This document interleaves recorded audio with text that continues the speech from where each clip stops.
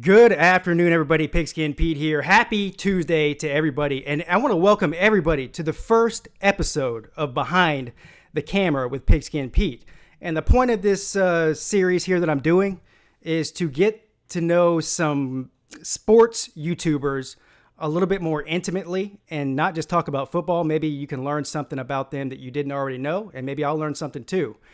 And when I was going through, I made a long list of potential people that I wanted to interview. And that list keeps getting longer and longer and longer to this point where it could take me into next year before I get through all of them if I do even one a week. But so I made a long list and then I narrowed it down to say 5 or 6 people that I considered to have on as my very first guest for this. Because to meet the criteria to be the first guest, they had to be, number one, interesting. Number two, somebody that probably most of you already know. And so when I was looking at this list of people, I was thinking to myself, out of all these people, no matter who I have on first, everybody in the comment section is going to be saying, you need to have on Uncle Lou. You need to have on Uncle Lou. So just to save myself some trouble and to have on an interesting guest that everybody knows, I decided to have on Uncle Lou. And he was kind enough to accept my invitation. So without further ado, we will go ahead and bring in Uncle Lou. Uncle Lou, good morning and good afternoon to you, sir. Yeah, good morning. This sounds fun. I'm excited. Good. So we'll just get right into it, man. No reason to beat around the bush. Listen, first of all, I'm sure most of you know who this guy is. And if I can remember before I upload this video to put the link to his channel in the description, I will. Otherwise, just go to YouTube, go to the search bar, type in Uncle Lou. He's not hard to find. He has a library of hundreds, if maybe not thousands, I don't know, of videos. And so go check him out if you haven't already. All right, so we'll just jump right into it here. The first thing I want to know, now, being the great investigative journalist that I am, and when I was preparing for this interview, I went back into the archives, deep into the Uncle Lou archives. I went back, I think, several years as far as I could. And I found some videos that, first of all, I had never seen before, and some videos that were hilarious. And so what I noticed was that when you started out on YouTube, you weren't making college football videos. You were doing what I would consider to be comedy or satire type videos. And then at some point you transitioned into college football. So I want to know, first of all, this is going to be a 2-part question. The first part of the question is, what inspired you to even start making YouTube videos at all? And then after a certain amount of time, what was the catalyst that sent you into doing videos about college football? Yeah, that's a great question. I get asked that all the time on shows and in the comment section and stuff. But it's not really a short story, but I'll try to keep it as short as I can. But in 2013, I was in a car accident in March of 2013, and it was a pretty bad accident. I broke my neck in a couple of places. I broke an ankle, broke a leg in 2 places, tore all 4 ligaments in the knee on the opposite leg where all the breaks occurred. So the neck thing sounds bad. That really ended up being the least of the problems, though. My neck bones fused back together on their own. I just had to wear one of those ambulance chaser collars for a while or whatever. But anyway, the problem was that both of my legs, or that the injuries to my legs were on both legs, not just one or the other. So I was bedridden. I was in a bed for 6 months, literally. I couldn't get out. A bunch of surgeries, and they had to alternate legs. So it just took forever. And I was laid up in a bed, and, March, April, May, June came around. And at the time I had 2 nephews that lived 2 doors down from me, and they were 9 and 11, I think, at the time. And they got out of school for the summer, and they would come down every morning and help me at home. Whatever it was, it helped, making lunch, whatever. Because I was literally useless at that. Yeah. So I'm sorry. I don't want to cut you off. What was the time frame again? I might have missed it. What year was this? 2013. Okay. March. All right. Gotcha. Yeah. And then in June, they got out of school for the summer, and they basically moved in. They lived 2 doors down. They basically just moved in when they got out of school to help me around the house over the summer. And all they did all day long, the 2 of them, was either play video games or watch people play video games on YouTube. They didn't care about watching TV. They didn't care about watching a movie.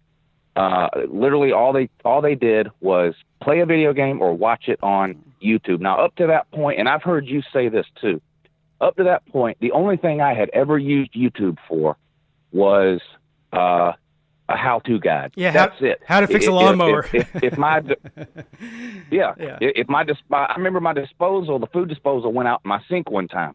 I went to Lowe's, bought a new food disposal, came home. The instructions might have well been in Greek. I didn't know what I was doing. Pulled up a YouTube video. It walked me through it step by step. I was like, oh, this is great. And from that point on, that's the only thing I ever used YouTube for up until this point in 2013. The two nephews kept trying to talk me into creating a YouTube channel sort of for the three of us. Okay. And I didn't know anything about it. What would we do? Who would we, I didn't know anything about it. And they said, we'll just talk about whatever. If we watch a movie, we'll video ourselves, we'll watch the movie and then we'll make a video talking about the movie. Anyway, so that's basically how it got started. And the only thing they really said was, when you name the channel, don't use your real name. No one uses their real name on YouTube, so you have to make a name up. So that's where there's no funny story behind Uncle Lou, because that's the second most question I get asked all the time. Where the name comes from. That was my next question. But literally just made up. That was my next question. So go ahead. Yeah, it's literally just made up. And the reason I put Uncle in front of it is because it was a channel started for me and my two nephews, who of course called me Uncle Derek. So that's where it came from. The whole Uncle Lou thing, that's where it came from. All right, so wait, you're telling me that we started making videos. Your birth certificate does not say Uncle Lou on it? No, believe it or not, no, it doesn't. I thought about having my name legally changed, but no. So that's how it started. So I created a Google account, and then created the YouTube page, and we started making videos, and that's how it started. As far as the college football videos thing goes, at the time, the house we lived in at the time, we had a screened-in back porch off the back of the house, and that's where we filmed most of the videos. And in the background on that porch, there was a Georgia flag, and it was actually Lawtide who somehow found one of my videos. And I mean, at the time, there was 40 people watching. I'd upload a video. I was lucky if 40 people watched it, But somehow Lawtide saw it, and he left a comment in the comment section that's basically said, "Hey, I see your Georgia flag. There's a group of us on YouTube. We call ourselves the TTC, the Trash Talking Circle, and there's different people that represent different fan bases. I see your Georgia flag. You should consider making some Georgia videos." So I made one, and it got like 10 times the views of any other video I'd ever made. Not a lot, I probably had 50 or 60 subscribers at this point, but it didn't take me long to figure out, okay, this is more interesting. This is what people want to see. And it was more of the real me than those early, those early videos. They're hard to watch, and people say you ought to delete those off your channel. I leave those on there to remind myself of how, no matter how bad my videos might be now, they're still better than they were back then. So that's why I leave them up. But that's how it got started. Yeah, that's funny you say that, because I think every video maker, I have a theory, and I think probably at least half of my theories are right, and if I'm as sane as I think I am, and this is no offense to you, because I fall in the same category, but I think that people that make videos, whether it's on sports or whatever, if they put their face on camera and put themselves out there, that there's something wrong with us. I think it takes without question. Yeah, I think it takes a special kind of person. And maybe not in a good way, but to do the type of thing that we do. So, but that leads me to my next thing. So, you just mentioned, the whole thing with Lawtide and getting into the TTC, and YouTube was an extremely different platform back then than it is now. First of all, there weren't as many people watching it. It continues to grow and grow and grow. But as the medium has changed, so has the evolution of your YouTube channel. We just talked about the fact that you weren't doing college football, and then you transitioned into that, and you've been doing that ever since. But even in the college football parameters, I'm sure that your channel has evolved. Can you talk to me a little bit about the evolution of the college football part of the channel? And as another video maker, I know that coming up with inspiration to put out content on a virtually a daily basis. People overlook, exactly how tough that is to become inspired, especially during the off season, to do videos. So the evolution of the channel and the inspiration, what inspires you to make these videos? Do you have a process that, I'm going to do this? Do you schedule it out, or is it something that comes off the cuff that maybe give me some information as far as that goes? Yeah. Well, it's obviously a lot different for me now in terms of the process I go by than it was 3, 4, 5 years ago. I mean, I wasted a lot of time on YouTube by not having any type of plan or goal or anything. I mean, when I first started making the football videos, it was a couple of months before the season started, I think in 2013. So I might have made like a total of 3 or 4 football videos that whole off season. And then the way the TTC basically worked, and this is sort of the reason I love the TTC, but this is sort of the reason why I sort of gravitated away from it. The way the TTC works is you're basically making videos only for the other people in the TTC. And sure, some other people would watch them. Gotcha. But the basic premise of the TTC was to talk trash to the other people in the TTC. And then that weekend, if your team won, you got to make a video on Monday, a bragging video. And if your team lost, do a crow video. I mean, you had to do a crow video. Now, these were unwritten rules. This was no official anything, but these were just the unwritten rules. If team lost, you had to make a crow video. If team won, you got to brag. And then maybe on Friday, you'd make a trash talk video about the game. And that was pretty much it. In the first year I did the football videos, I was still making other pointless videos during the week about whatever happened to be on my mind. And that pretty much continued up through all of the 2013 season and all of the 2014 season. And then in 2015 is when I really started taking it a little bit more seriously. And by that point, my channel had become pretty much all football. Gotcha. And nothing else. And it just so happened that was the same year that Mark Richt ended up getting fired at the end of the year. Mm-hmm. And Georgia had a really good team heading into the year, ranked in the top 5, I think, if I remember right, definitely top 10. And then ended up getting blown out by Alabama. And I went and I was watching that game with my dad at my parents' house. And it was raining. The game ended. I didn't even think. I just grabbed my cell phone. I went out. I sat in my car. I lit a cigarette. I hit record. And that's one of the realest videos I've ever made. Right. And it went viral. It got picked up by all kinds of sports blog websites, 24/7, Saturday Down South, all these Facebook places. It was all over the internet. And that's when it really hit me that, okay, there's potential here. But up until that point, I never really took YouTube seriously. Gotcha. And that's when it sort of hit me. And then that was the first month of the season. And then a few weeks later, we lost to Tennessee, and it was a similar situation. I happened to be out of town the weekend we were playing Tennessee. I was in Helen, Georgia, I think, up in the mountains. Same thing. We lost. It was raining again. I grabbed my phone. I went out. I sat in the car. Same thing. And then the same thing happened. The video took off. It went all over the place. Yeah.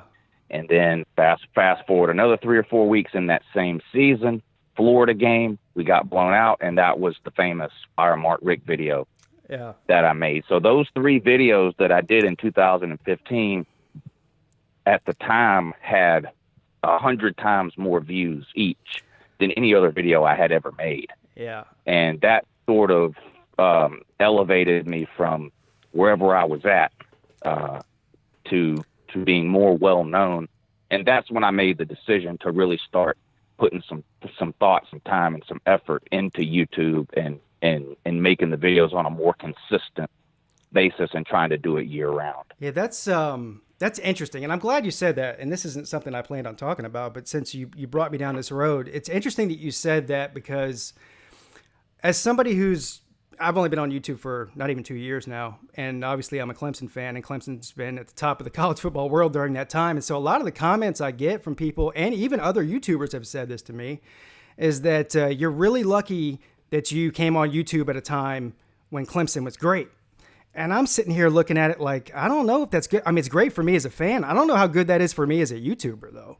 Because I think that if Clemson was going through heartbreaking losses and terrible times and switching coaches and losing to Vanderbilt and stuff like that, like you just mentioned, that my videos would be a lot more interesting. I mean, if I get on here and brag about Clemson, I just look like an asshole. You know what I mean? There's nothing interesting there about it. Right. So it's funny that the catalyst for that was sort of, some dark times for Georgia, and that's sort of what's inspired you to keep going. So that's cool. Now tell me. And I get a lot of comments.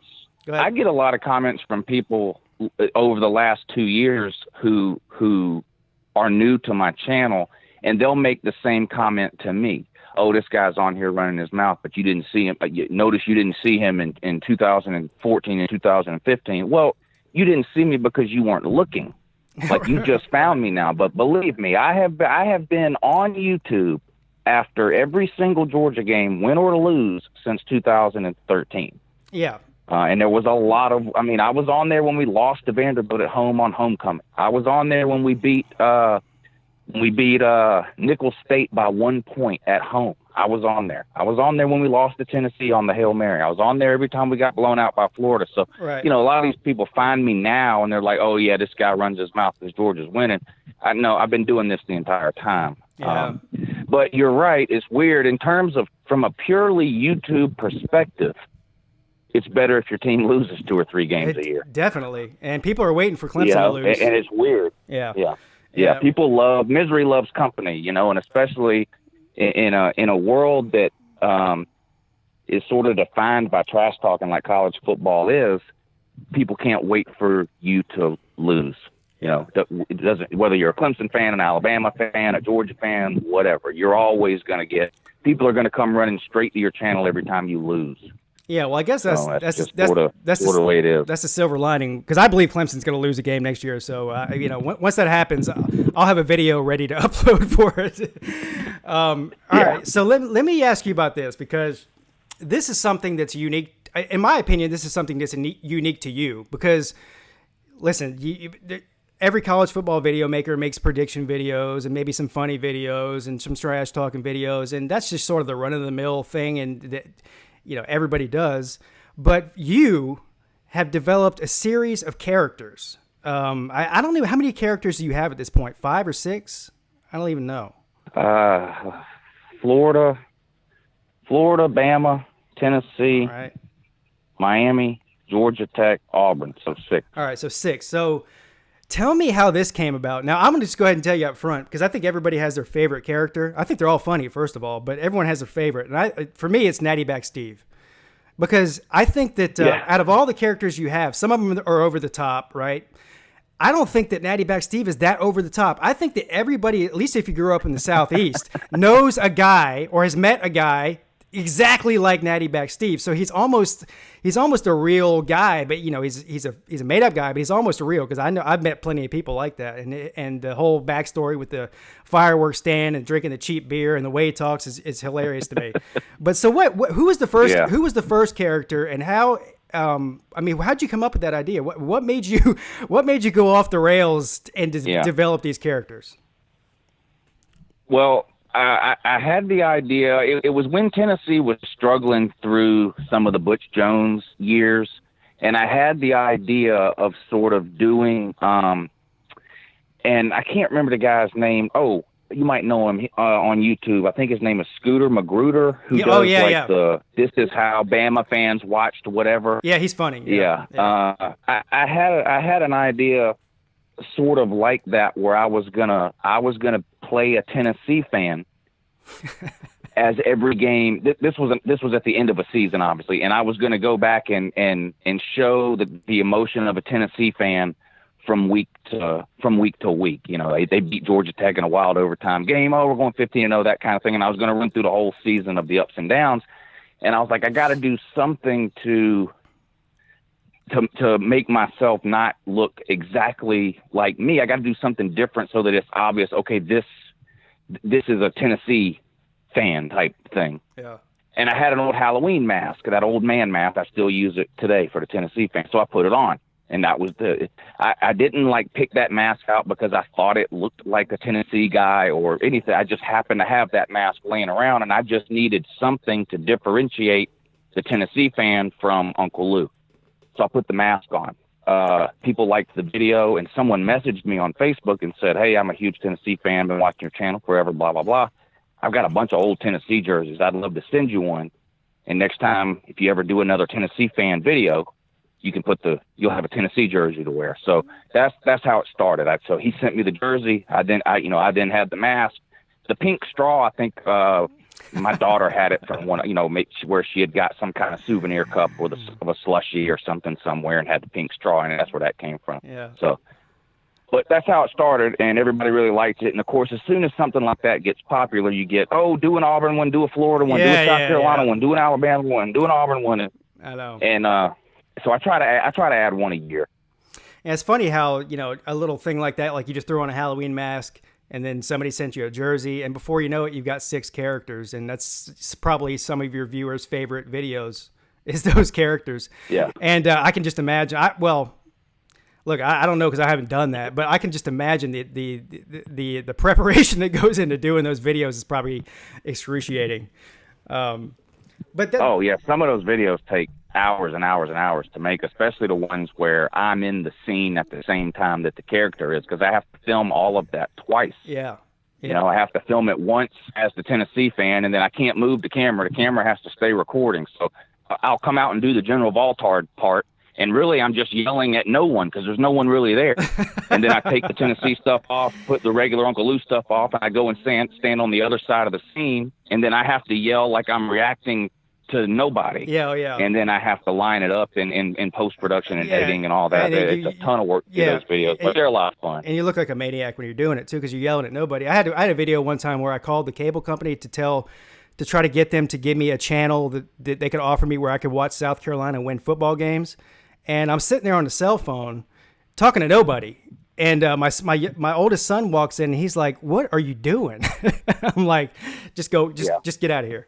But anyway, so that I had a lot of those kind of moments over the years, and now everybody in my household and pretty much everybody that lives on this street pretty much just, because I've dressed up like Natty Back Steve and rode my son's hoverboard around the neighborhood.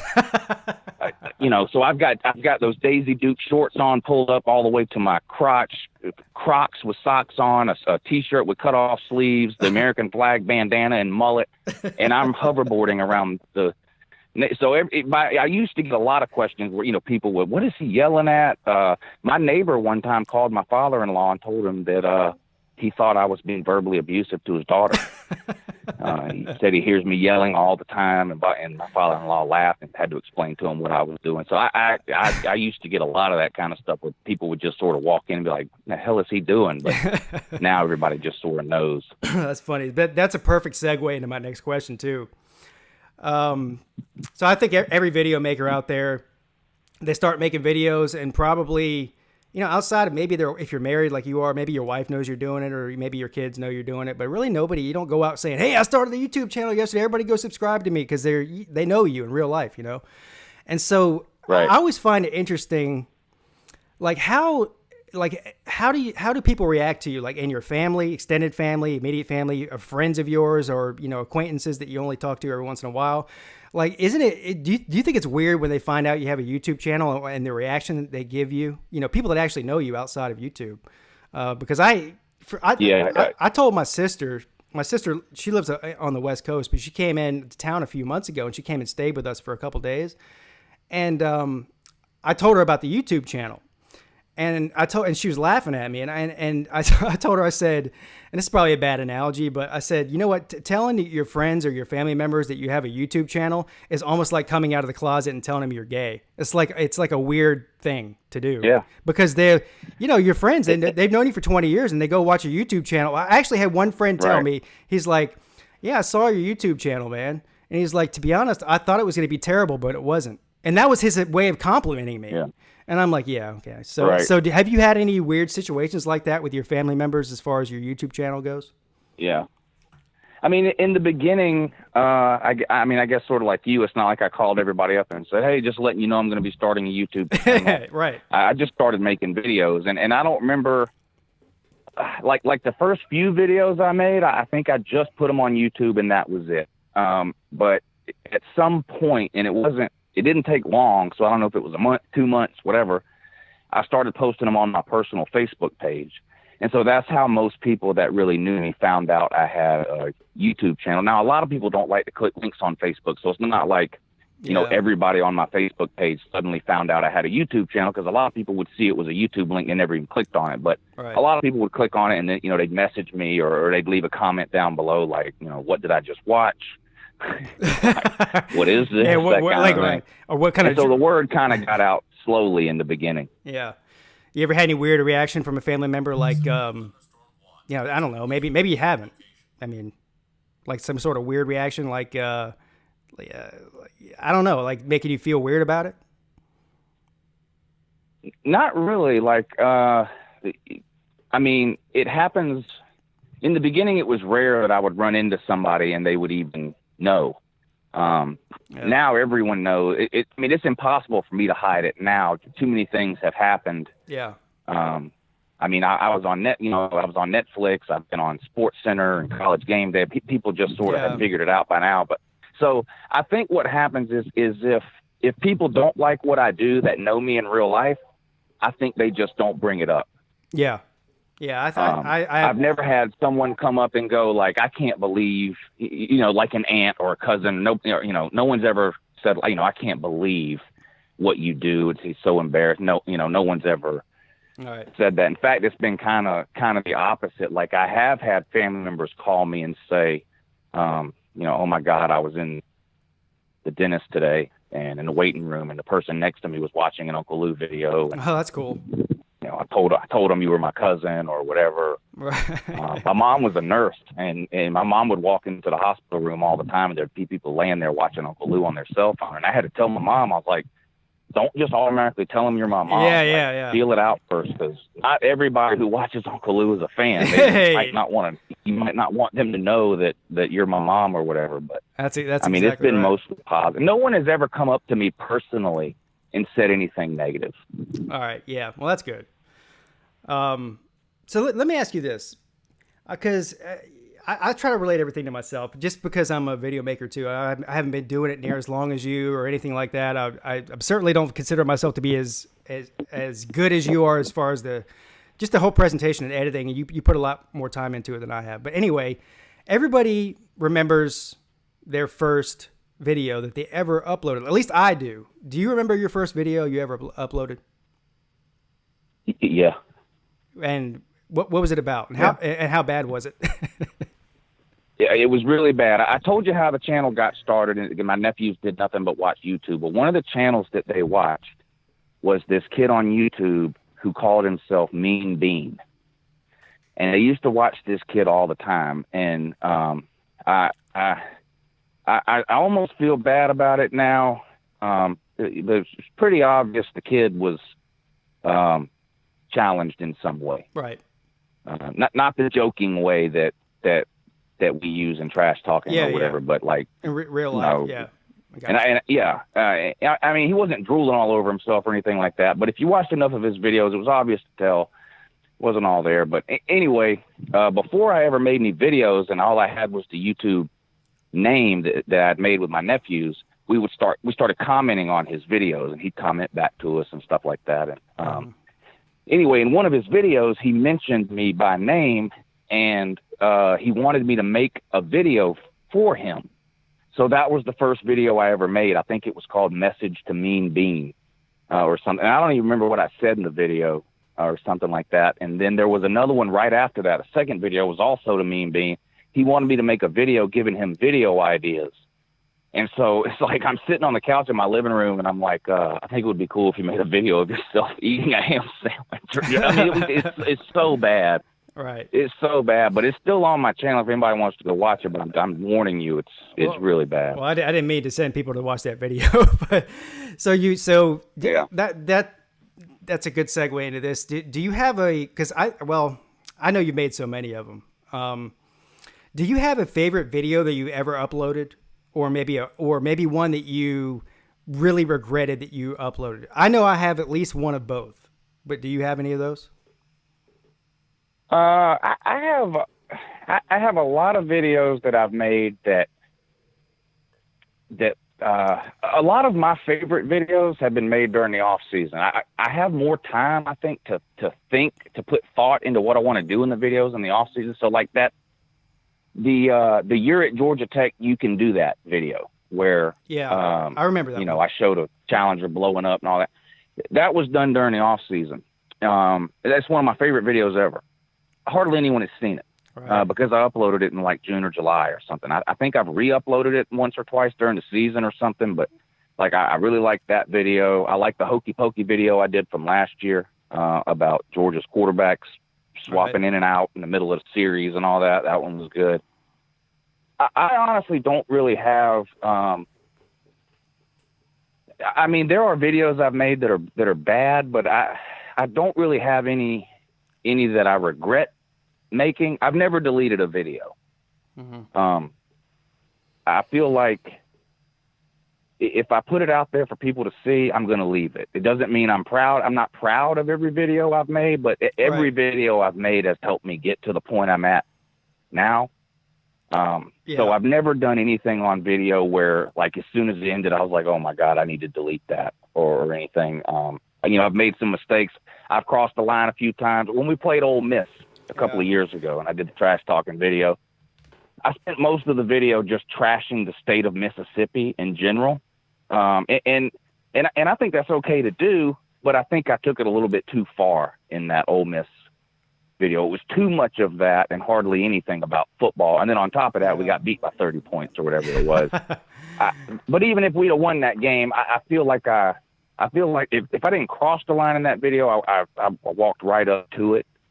And I thought about deleting that video, but I left it up. But I don't really have any regret. Yeah, I can relate. I've definitely made a lot of bad videos, but none of them I regretted. I have admittedly deleted probably 3 videos out of, I don't know, like 400 that I've uploaded. And those were not by my choice. Those were people that were in my family that told me that they would feel better if I deleted them for whatever reason. I won't get into that, but I didn't regret them. It was either feel the wrath of the home situation or delete them. So that's what I did. Right.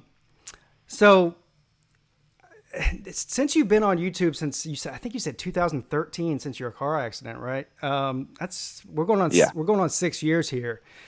And we touched on the fact earlier that YouTube has changed a lot, and I came later, so I can't relate to it. So that's where my curiosity comes from. Both the past, the present, and the future is what we're going to focus on now. Do you see?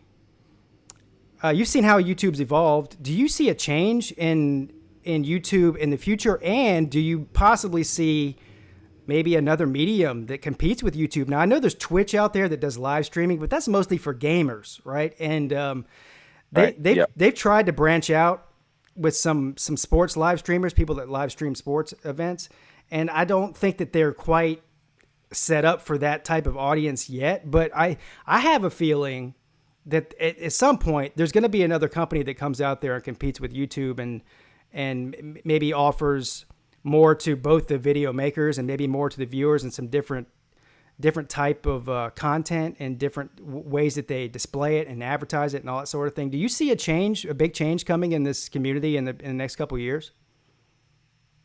Well, I don't doubt at all that there'll be some huge changes.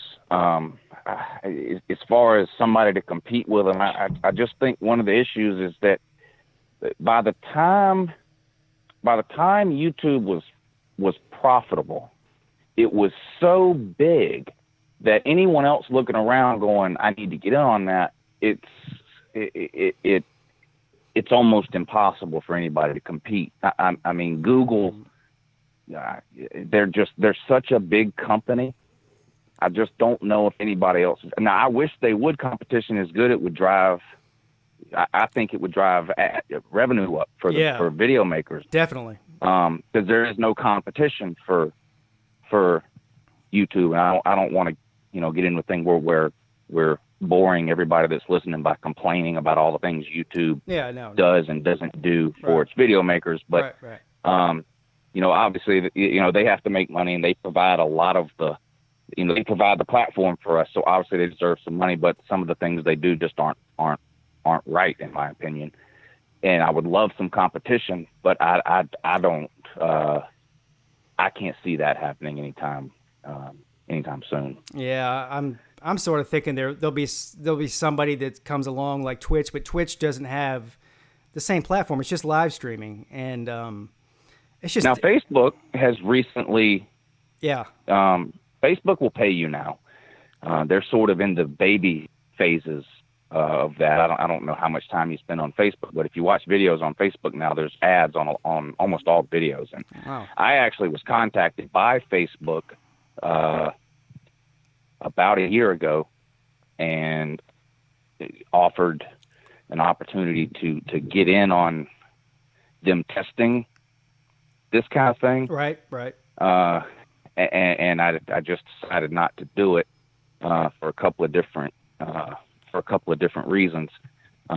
But so that would be the only thing I could see really competing on an even playing field with YouTube would be somebody like Facebook that already has the audience. I mean, Facebook has been showing videos for 10 years. They've just never been running ads on them. Now they're running ads on them, and they're going to start paying for original content. Same sort of way. It'll be ad based. You'll get a percentage of ad revenue from videos on Facebook, and that's a possibility. The thing with that is a possibility of somebody that could compete with YouTube. I could just see the scenario where Facebook wants to compete with YouTube in that fashion, and then if you upload that video to YouTube and not just Facebook, they're going to want to be the exclusive. They don't want you to have both the same video on both channels. You know what I'm saying? I don't know. Right. But I think that's something that's interesting that's going to come up because it is a big point of contention in the YouTube world is competition, because like you said, I think competition's good. Even if you don't switch platforms to another platform, that forces YouTube to at least acknowledge that there's somewhere else, people can go for content creating, and they have to step their game up. But I'm not complaining. I love YouTube platform, so I don't want to be like I'm complaining here at all. I think it's an amazing platform.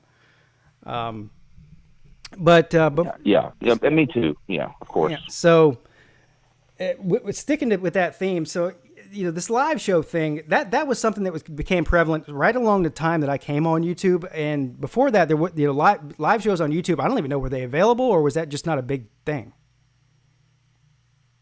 Well, for a long time you could do it, but only from a computer. So the ability to live stream from cell phones is really what made it take off. Yeah. For most people. But I have a few live streams done from a laptop from back in probably 2014, 2015. Okay. All right. That time frame. Not a lot. And it wasn't a show like I do now. It would be like what it was is there was I think it was called Uvu. There was a program you could download on your laptop. It was basically Skype, but it was called something different. Yeah. And so I have a few videos, like I think I have one where it's me and BBD, and it's basically a video call that's live streamed over YouTube or something. But I only did a handful of those. It's only been in the last couple of years that people have really started doing quote unquote live shows. On YouTube. So what I've noticed is when I first started doing videos, I didn't do live. I mean, even though it was an option, I didn't have an audience, but and that's questionable whether I still have one now or not. But anyway, I started just doing regular phone, shooting on my phone.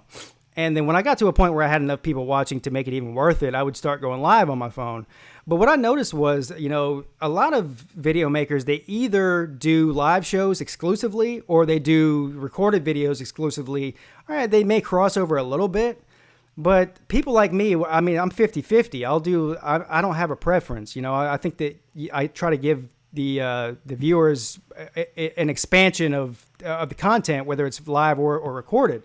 Do you have a preference? I mean, right. To me, I don't have a preference.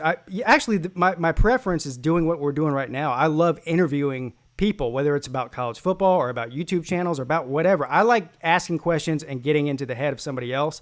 The rest of the stuff's great too, but that's sort of my personal pleasure I get out of that. So do you have a personal preference, or whether well, and that's one of the beauties of YouTube is that it's you have a choice, right? That there are channels that all they do is interviews. There's channels that all they do is live videos. There's channels that all they do is uploaded production videos, and there's channels that do a mix of two or all three of those things. And that's one of the beauties of YouTube. You don't have to find a separate platform. Exactly. Depending on which one of those things you want to do, you can do them all. As far as the live videos go, I'm like you. I remember doing live videos and couldn't believe 12 people were watching. It blew my mind. Right. And I don't think there's any magic number. I mean, here's the thing. Obviously, a video is going to look better, sound better, and probably be better if it's a filmed and edited and produced and then uploaded to YouTube video. Right. There are restrictions on live videos that don't exist in produced videos that are then later uploaded. Right. But you also have advantages to doing live videos that you don't have with doing produced videos. You can interact directly with your audience in real time. Exactly. And people like that watch you. There's people that hate me, but they still like interacting with me they like coming to one of my live videos and telling me to go kill myself or whatever. Whereas they might not type that comment in a produced and uploaded video. Right. And then there are people that do like you, and they'll come watch your videos too, and they like it when you give them a shout out, or I try to do that at least once in every live video, run through the names of the people that are in the comment section. People like that kind of stuff. A lot of them don't admit it because then someone else in the comment section will say, "Oh, you look at this Uncle Lou Nut Rider. This guy just wants to suck off with Pigskin Peete. Look at this." Yeah. But people do like it when you acknowledge them, and you can only do that in a live video, really. Right. Exactly. So I like doing both. Yeah, I do too. And just a couple of more questions here. And this has been great, by the way. This is something again that I came up with a couple weeks ago, watching Behind the Music on VH1, and I was like, behind the camera on YouTube would be fascinating if you can get people on that are interesting enough to interview. And so I really appreciate you doing this, and I think it's been a great conversation. But let me ask you this: so, is there anything that's come out of YouTube since you've been on YouTube that you could point to, one specific occasion or maybe multiple occasions that you would not have had that experience, or you would have not had contact with this certain person? Maybe it's a UGA football player, maybe it's a legendary UGA announcer or fan or something. Like you see like what Catfish is doing with Billy Ratliff, and he had on Fulmer and all these guys. Have you had any situations like that you hold near and dear to your heart that you wouldn't have had if you weren't Uncle Lou on YouTube?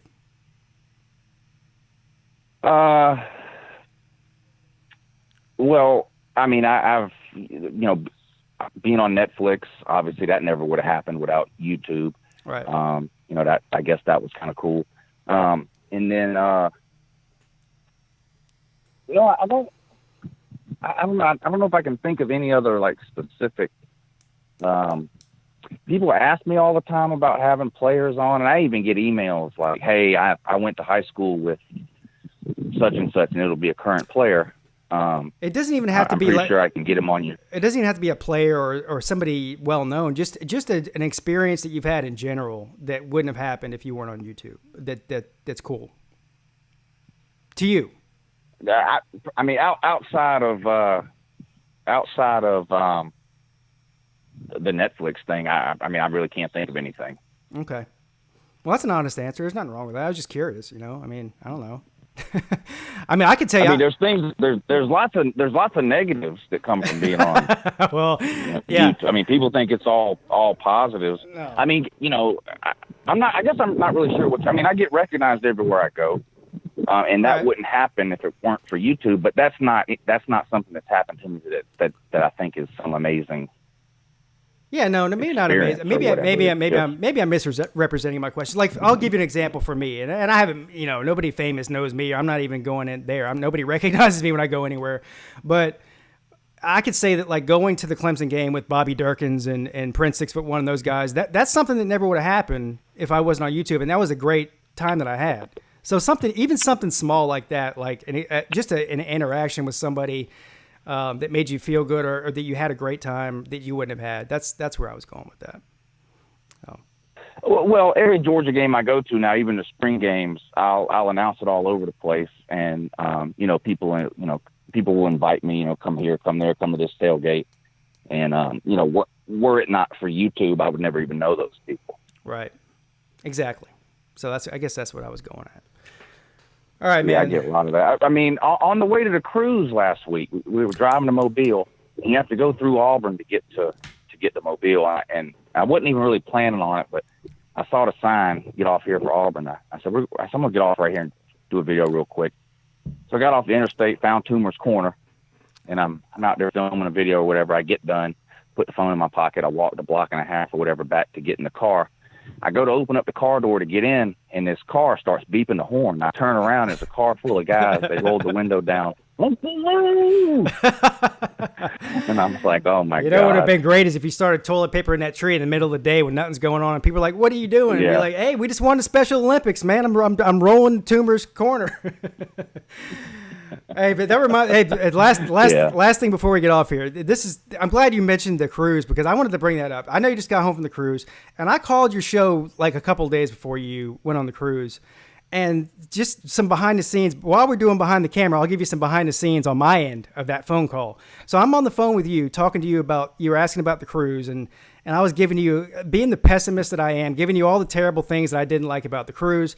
And I get off the phone, and my wife is like, who were you talking to just now? And I said, well, I called into Uncle Lou's live stream, and she's like, and he's about to go on a cruise, and you just made him feel terrible about going on the cruise.